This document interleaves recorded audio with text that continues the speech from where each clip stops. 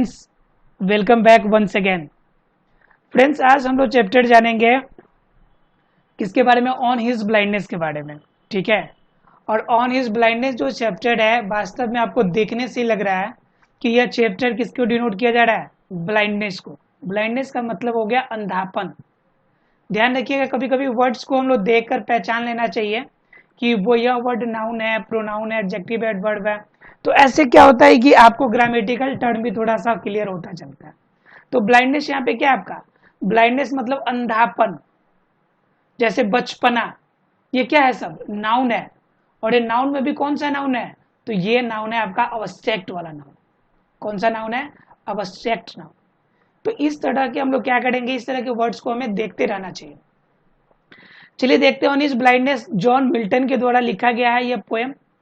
और John Milton में blindness की जो वास्तव में अंधे लोग होते हैं उनके मन में क्या इच्छाएं होती है, उन इच्छाओं को जागृत करने की इन्होंने कोशिश किया है। ठीक है, अब जॉन मिल्टन के बारे में पहले थोड़ा सा जानेंगे, फिर हम जानेंगे कि उस एक अंधे व्यक्ति के मन में क्या क्या इच्छाएं होती है। सीधे शब्दों में कहे तो जिनके पास जो चीज नहीं होता उनके मन में उनके प्रति क्या इच्छाएं होती है। जैसे मान लीजिए कोई बच्चा बिल्कुल गरीब फैमिली में बिलोंग किया, तो वो क्या कल्पना करता होगा कि जो अंबानी के घर पे पैदा हुआ होगा तो उनके साथ कैसा होता होगा। ठीक है, तो उनके मन में बहुत सारी ऐसी इच्छाएं होंगी, क्योंकि बहुत सारी प्रॉब्लम का सामना करना पड़ता होगा इनको। तो जिस तरह से प्रॉब्लम का सामना करना पड़ेगा तो उस तरह से वो आगे के लिए सोचेगा। तो सेम कंडीशन यहाँ भी है। तो जॉन मिल्टन भी सेम कंडीशन यहाँ पे सोचने की कोशिश करता है और लोगों को ये डिनोट करने की कोशिश करता है कि एक अंधा व्यक्ति के मन में कैसा फीलिंग होता है और क्या फील करता है वो इस दुनिया को, इस संसार को देखकर उनके मन में किस तरह की अनुभूति होती है, किस तरह का अनुभव होता है, इनके बारे में। चलिए स्टार्ट करते हैं चैप्टर को, और स्टार्ट में पढ़ते हैं हम लोग जॉन मिल्टन के बारे में। पहले से कह रहा है, John Milton was born in Bread Street, London on 9 December 1908। इनकी जन्म की बात की जाए तो 1608 में आपका हुआ था जन्म, और 1674 में इनकी मृत्यु हो गई थी। काफी कम समय ही जी पाए थे, सिर्फ आपके 66 ईयर जिए थे, सिर्फ 66 साल तक ही जी पाए थे। तो कह रहे हैं कि इनका जन्म 9 दिसंबर 1608 को हुआ। ये ऑब्जेक्टिव क्वेश्चन जी एग्जाम में पूछे जाते, इसलिए याद रखिएगा। 9 दिसंबर 1608 को इनका जन्म हुआ, और कहाँ पे हुआ, लंदन में। और लंदन में भी कहाँ हुआ, तो ब्रेड स्ट्रीट में। ब्रेड स्ट्रीट के, लंदन के ब्रेड स्ट्रीट में इनका जन्म 9 दिसंबर 1608 को हुआ। He was a well known Puritan poet of the 17th century. ठीक है, ये 17वीं शताब्दी के आपके सबसे, मतलब क्या, पुरितन का मतलब होता है कि जो प्रोटेस्ट करने वाले हो। उस समय प्रोटेस्ट चल रहा था आपका इंग्लैंड में, तो जो प्रोटेस्ट करने वाले, जो आंदोलनकारी थे, तो इस आंदोलनकारी विचार के साथ में जो आंदोलनकारी विचारधारा रखने वाले जो पोएट थे उनको कहा जाता था पुरितन। तो कह रहे he was a well known Puritan poet of the 17th century, 17वीं शताब्दी के आपका प्रोटेस्ट करने वाले कवियों में से एक कवि और सबसे विख्यात कवि के रूप में जाने जाते थे। It is widely acknowledged that he lost his eyesight but developed his insight to the maximum। क्या कह रहा है कि यह सभी को विख्यात है, या सभी जानते हैं इस बात को कि इनकी आंख की रोशनी नहीं थी, आंख की रोशनी चली गई थी, लेकिन आंतरिक रूप की दृष्टि जो इनके अंदर थी उन्होंने काफी ज्यादा डेवलप किया था, उसे मैक्सिमाइज कर दिया था, यानी ज्यादा डेवलप किया था। ही composed L'Allegro and I.L. Pensero in 1632, Comus 1634, and Lucidas in 1637. His great epic poems Paradise Lost 1667 and Paradise Regained, along with the play Samson Agonist, were his highly thoughtful and everlasting creation। तो कह रहे कि इन्होंने book तो बहुत सारे लिखे, 1632 में बुक लिखे आई एल पेसिनो, उसके बाद कैमस लिखा 1634 में, और उसके बाद लिसिदास 1637 में, पैराडाइज लॉस्ट 67 में, पैराडाइज रीगेंड और सैमसन एगोनिज ये भी इन्होंने बुक लिखा 1607 में। तो कहने का मतलब ऐसे बुक लिखे जो एवर लास्टिंग क्रिएशन, जो हमेशा आपका एवर ग्रीन, हमेशा चलने वाली किताबें, जो किताब, जो बुक्स, जो इनकी कृतियों को पढ़कर एक अलग ही अनुभूति होने वाला कंडीशन था। कह रहा है he was non for his grand style, he was non for his grand style, वह अपने ग्रैंड स्टाइल के लिए यानी कि अपने अद्भुत शैली के लिए विख्यात है।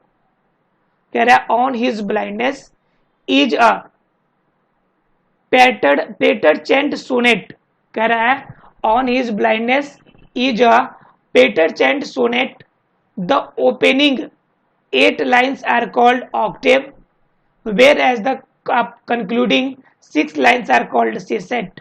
ठीक है, कह रहा है कि ऑन हिज ब्लाइंडनेस आपका पेटर चेंट सोनेट है। सोनेट का मतलब होता है ऐसी आपकी पोएम जो कितनी लाइन की हो, 14 लाइन की जो पोएम हो, उसे हम लोग क्या कहते हैं, सोनेट कहते हैं। ठीक है, और कह रहा है कि सोनेट में से जो पहले 8 लाइन है उसे ऑक्टेव कहते हैं, और लास्ट की जो 6 लाइनें हैं उसे हम लोग कहते हैं सेस्टेट। ये एग्जाम में कभी कभी क्वेश्चन आता है आपका, इसलिए इसे ध्यान रखिएगा। तो कह रहा है आपको क्या कि 2 तरह का कंडीशन है, सोनेट है, सोनेट के अंदर 8 लाइन वाली ऑक्टेव और आपकी 6 लाइन वाली क्या सेस्टेट है, आपका सेस्टेट है। The sonnet deals with his mental condition, जो सोनेट है, जो ये लास्ट की जो 6 लाइन है, वह उसके मेंटल कंडीशन को बताती है कि मानसिक चेतना कितना अधिक है। इन मानसिक चेतना का हमें क्या कराएगी, आभास कराएगी इनकी 6 लाइन की सेक्सटेट। उसके बाद when he was deprived of the eyesight, जब वो आंख की रोशनी चला गया था उनको, तब वो किस रूप में आभास करते थे और कितना ज्यादा वो डिप्रेशन में थे। इन डिप्रेशन की अनुभूति हमें क्या कराएगी, यह जो पहले की जो 6 लाइन है, यह 6 लाइन की अनुभूति आपको कराने वाली है। ठीक है, बाकी 8 लाइन उनकी फीलिंग्स को डिनोट करेगा। तो कहने का मतलब है वास्तव में उन्होंने अपनी फीलिंग को एक पोएम के रूप में एक उभारने की, एक डेप्रीव करने की या एक डेपिक्ट करने की कोशिश करी है। ठीक है, प्रदर्शन करने की कोशिश करी है। चलिए इस चैप्टर को स्टार्ट करने से पहले कुछ क्वेश्चंस हैं जिनको हम जानने की कोशिश करते हैं। फर्स्ट क्वेश्चन कह रहा है आपको, how is a visual challenge person socially recognised.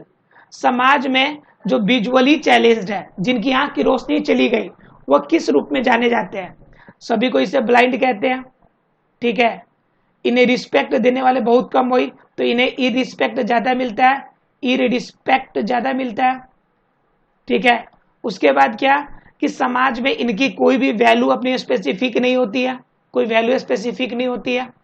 तो कह सकते हैं कि विजुअली चैलेंज को बहुत सारी प्रॉब्लम्स का सामना करना पड़ता है।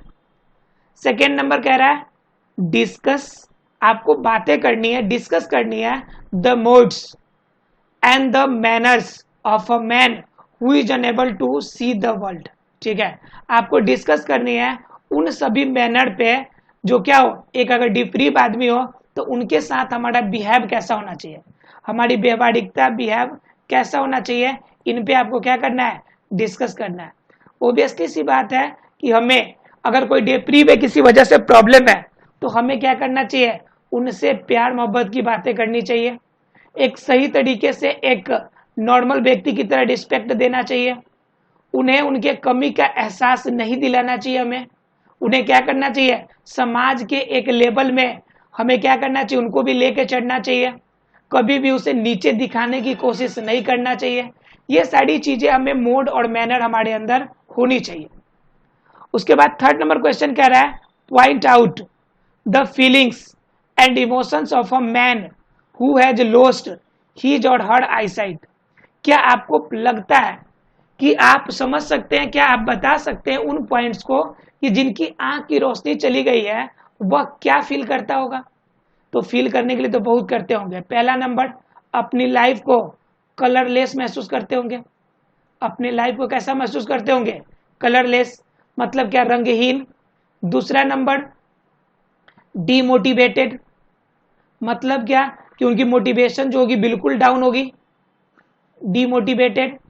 तीसरा नंबर क्या, कलरलेस होगा, डीमोटिवेटेड होगा। और साथ में क्या होगा कि वह अपने आप को हमेशा क्या मानते थे, अपने आप को लिटिल अमाउंट मानते हैं, हमेशा छोटा देखने की कोशिश करते हैं। कभी भी उनकी जो भावना होती है वह लेवल हाई नहीं होती उसकी, ठीक है। वह कभी भी अपने आप को किसी ग्रुप के बीच में, पार्टी के बीच में या अच्छे आपके जगह पे अपने आप को शामिल करना, इंक्लूड करना नहीं चाहते। तो इन सभी तरह की भावना उनके अंदर होती है। इसके अलावा उनके अंदर भी आम लोगों की तरह जो हरियाली है, जो प्रकृति की सुंदरता है, जो नेचर की सुंदरता है, इन नेचर की सुंदरता को, नेचर ब्यूटी को देखने की इच्छा होती है। उन्हें भी अपनों को देखकर उनसे बातें करने की इच्छा होती है। ये सभी बातें, इन सभी प्रॉब्लम फीलिंग के रूप में एक जो ब्लाइंड व्यक्ति होते हैं उनके मन में सारी भावनाएं आती होंगी, ठीक है।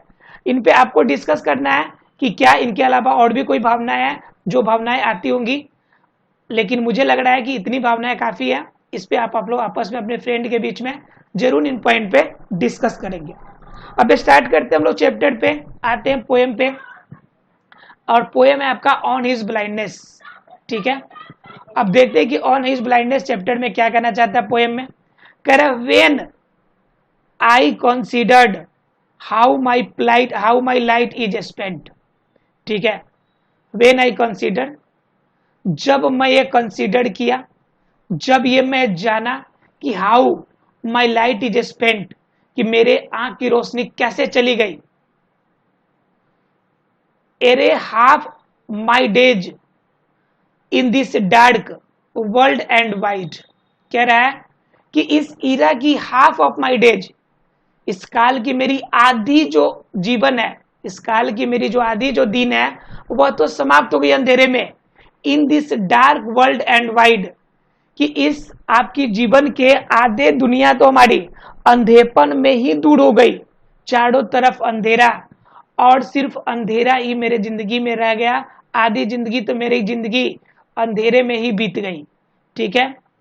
And that one talent which is death to hide, ठीक है। एंड दैट वन टैलेंट, और यह एक हमारे अंदर अच्छाई, which is death to hide, इसने ही मेरी क्या कर दिया, मेरे मृत्यु को भी छुपा लिया।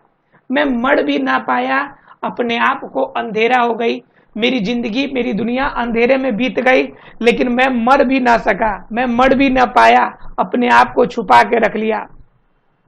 कर lost with me useless though my soul more bent to serve therewith my maker and present my true account lest he returning child. क्या कह रहा है आपको कि लॉस्ड विद मी यूजलेस, कि जिसने मुझे क्या कर लिया, अनुपयोगी बना दिया। लॉस्ड विद मी यूजलेस, मुझे एक अनुपयोगी रूप के रूप में मुझे डाल दिया, अनुपयोगी की तरह हमने बैठा दिया। दो माई सोल मोर बेंट, लेकिन इसके बावजूद भी मेरी आत्मा बिल्कुल झुकी रहती है।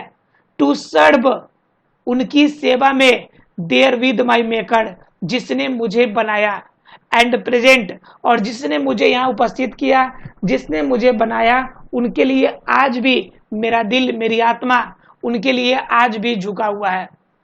माई ट्रू अकाउंट, माई ट्रू अकाउंट, अगर मेरी वास्तविकता आप जाने, अगर मेरे अंदर अगर सच्ची बातें जाने, सही बातें जाने, लेस्ट ही रिटर्निंग चाइल्ड, ठीक है।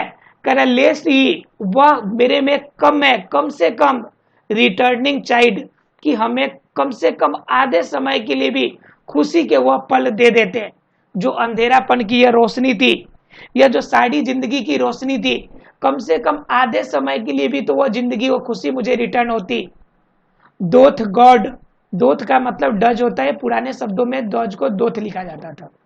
कह रहा है doth God exact day laboured light denied, ठीक है।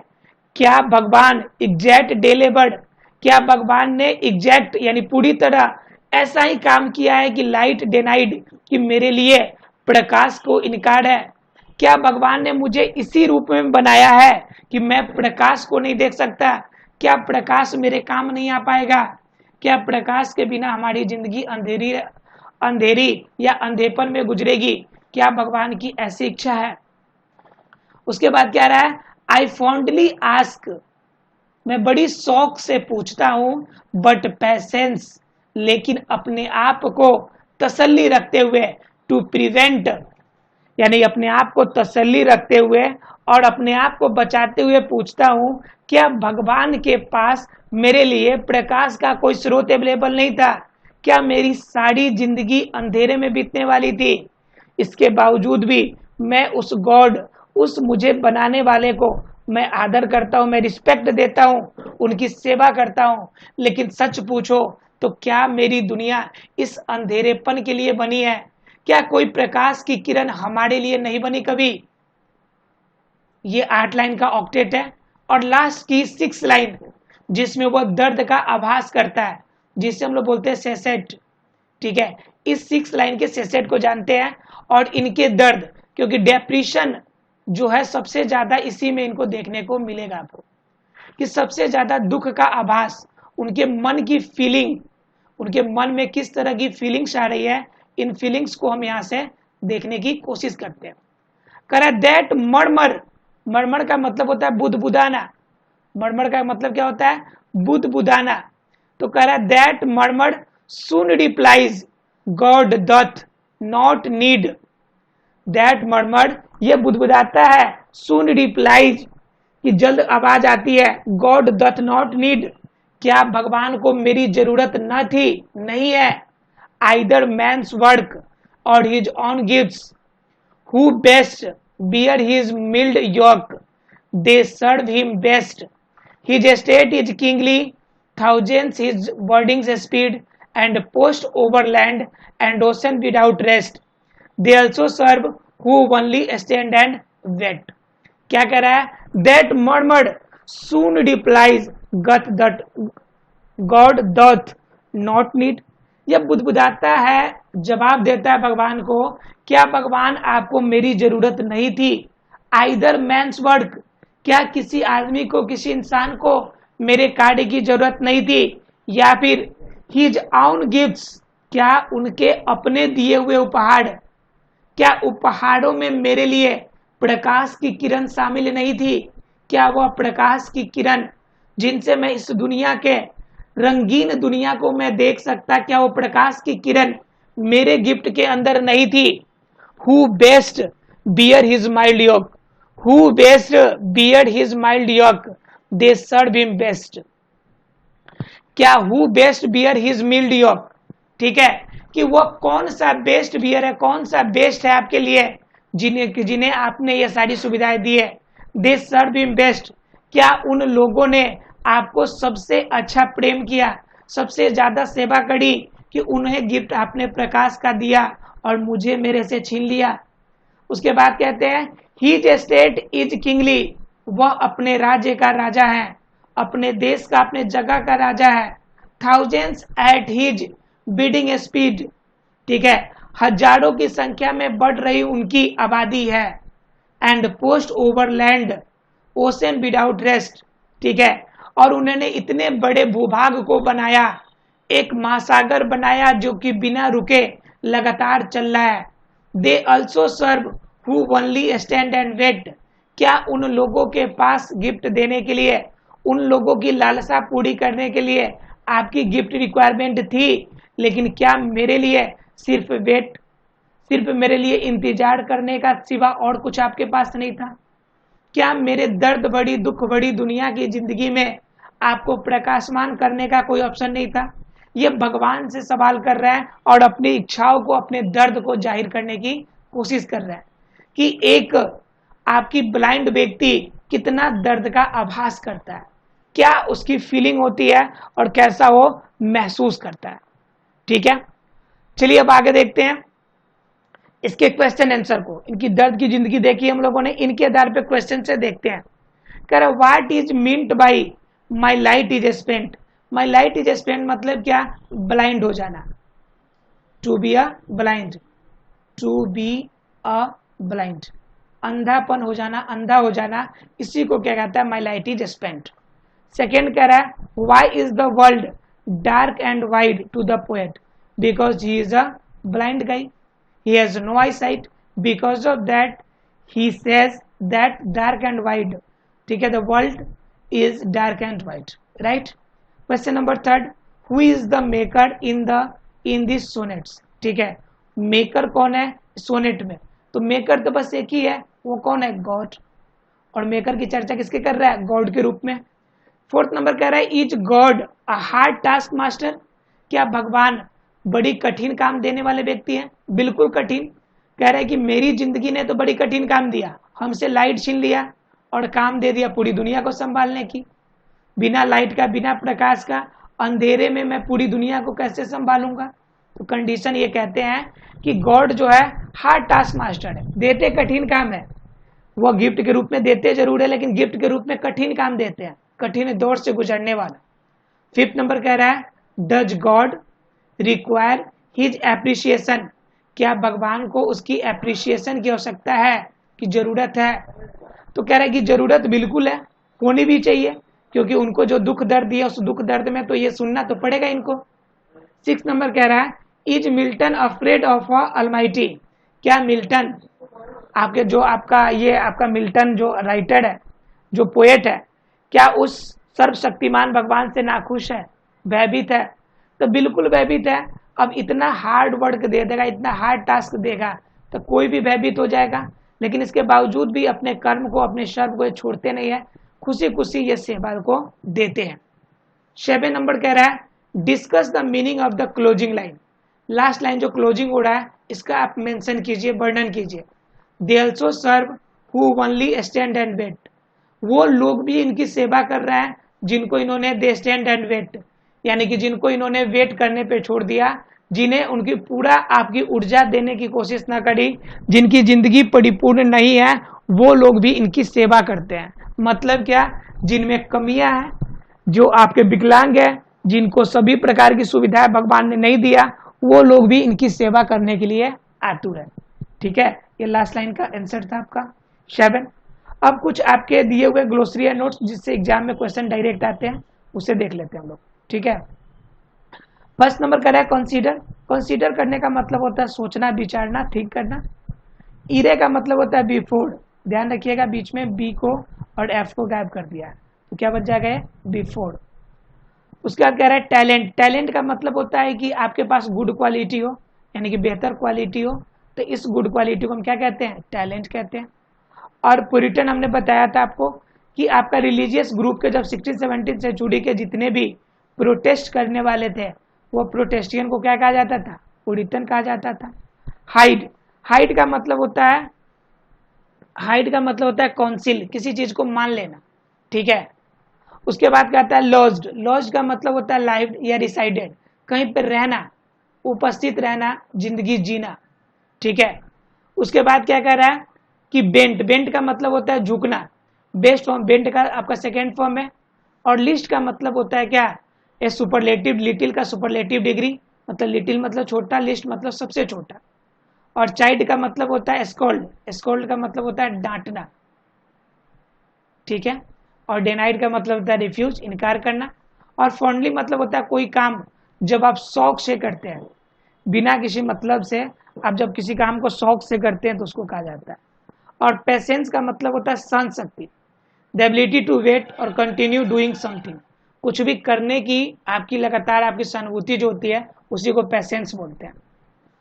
और लास्ट होता है आपका प्रिवेंट, स्टॉप डूइंग समथिंग, कुछ करने से रोक देना, रुकावट डालना। ठीक है, ऑब्स्ट्रक्शन जो डालता जाता है। ठीक है, इसी को हम लोग क्या कहते हैं, प्रिवेंट कहते हैं।